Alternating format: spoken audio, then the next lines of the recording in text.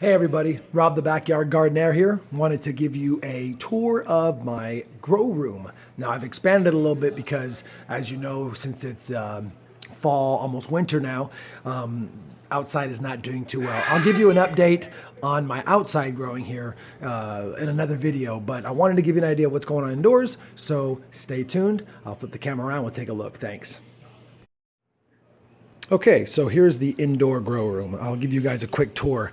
My red savina that I salvaged from outside, trying to overwinter it, it's been struggling, guys. It's had a rough time adjusting from pulling it out of the roots outside and putting it in a pot.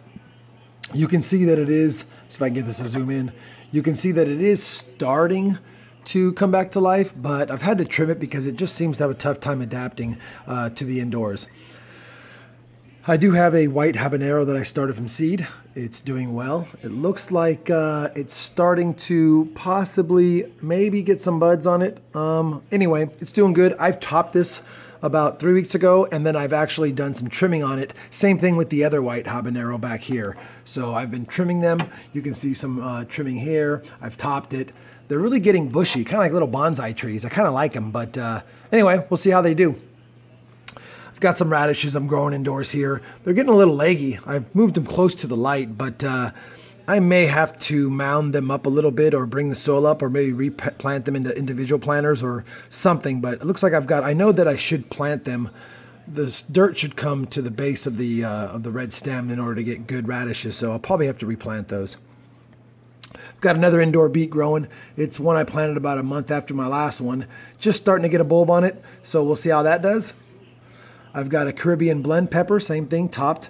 You'll notice that some of the leaves don't look good on some of these plants. I made the mistake of bringing in some outdoor plants like the New Mexico Big Jim, which is coming back to life as well. The red savina that I showed you. And then I also have a Tasmanian Habanero that's doing pretty good inside. But when I brought them in, I made the cardinal mistake of not checking for aphids, and when I was out of town for 5 days, I came back and there was aphids on some of my other peppers, and I had to spray neem oil and soap solution, which then has kind of hindered good leaf production on the plants. But again, you know, you live and learn. I've got a little tomato plant right here that I'm growing in a pot. It'll get bigger, and I'll have to give it more space here shortly. On the next shelf, I've got this, like I said, I've got my Tasmanian Habanero here. It's starting to grow. It's been stunted a little bit due to the aphids. It actually, really, the aphids got really bad on one of my early jalapenos here. I had to cut off a lot of leaves.